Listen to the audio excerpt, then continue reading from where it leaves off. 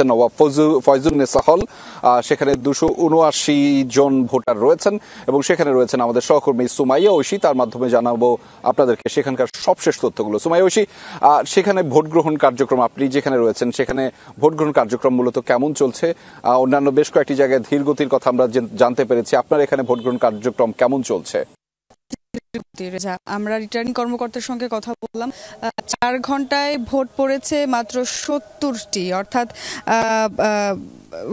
যারা শিক্ষার্থী এখন আছেন তাদের মধ্যে কিন্তু আমরা যখন যে উচ্ছ্বাস দেখতে পেয়েছি সেই উচ্ছ্বাস অব্যাহত আছে। তবে আমরা যেমনটি দেখছিলাম যে যারা লাইনে দাঁড়িয়ে আছেন তাদের মধ্যে 2জন ভোট দিচ্ছেন, তবে লাইনেরও খুব বেশি আমরা দীর্ঘতা দেখিনি, অর্থাৎ খুব যে বেশি লাইনেও দাঁড়িয়ে আছেন ভোটাররা তেমনটিও নয়। এর কারণ সম্পর্কে রিটার্নিং কর্মকর্তাকে আমরা জানতে চেয়েছিলাম। তিনি আমাদেরকে জানিয়েছেন যে আসলে গতকাল কিন্তু বিশ্ববিদ্যালয়ে জাকসু উপলক্ষে ক্লাস পরীক্ষা বন্ধ ছিল এবং আজকেও জাকসু উপলক্ষে ক্লাস পরীক্ষা বন্ধ। আগামীকাল শুক্র এবং শনিবার ধরলে মোট 4 দিন কিন্তু টানা ছুটি পাওয়া যাচ্ছে, ফলে অনেকেই কিন্তু বাসা বাড়িতে চলে গেছেন শিক্ষার্থীরা। এই কারণে ভোট কাস্টিংও কম হতে পারে সেই আশঙ্কাও করছিলেন রিটার্নিং কর্মকর্তা। এবং যেমনটি অন্যান্য যারা দলের পক্ষ থেকে, অন্যান্য প্যানেলের পক্ষ থেকে দাঁড়িয়েছেন তারাও কিন্তু এর আগে আমরা দেখেছি যে তারা আশঙ্কা করছিলেন যে ভোট কাস্টিং কম হতে পারে কিনা, যেহেতু ছুটিটি বেশ দীর্ঘ। এই হলে আসলে 279 জন ভোটার রয়েছেন। হল সংসদে 6টি পদে বিভিন্ন পদে 6 জন আসলে বিভিন্ন পদে লড়েছেন। তবে আসলে 6 জন কিন্তু বিনা প্রতিদ্বন্দ্বিতায় জিতবেন, কারণ তাদের পদের বিপরীতে আর কোনো প্রতিদ্বন্দ্বী দাঁড়াননি।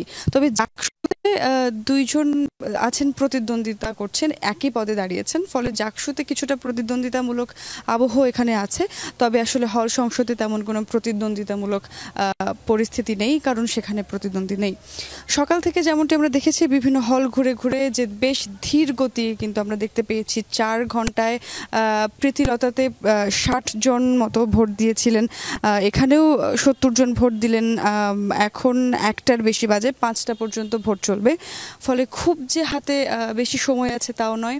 এবং শিক্ষার্থীদের লাইনও যে খুব বড়, ভোট কাস্টিং যে আরও হবে সেই আশাবাদও যে আমরা ব্যক্ত করব সেরকম দৃশ্য নয়। ফলে ভোট কাস্টিং কম হতে পারে, তবে যেহেতু 21টি হল থেকে ফলাফল আসবে, সিনেটে যাবে, গণনা হবে ম্যানুয়ালি মেশিন 2টি মাধ্যমে, ফলে ভোটের ফলাফল জানাতে কিছুটা দেরি হতে পারে বলে কোনো রিটার্নিং কর্মকর্তা সেই আশঙ্কা কিন্তু জানিয়েছেন।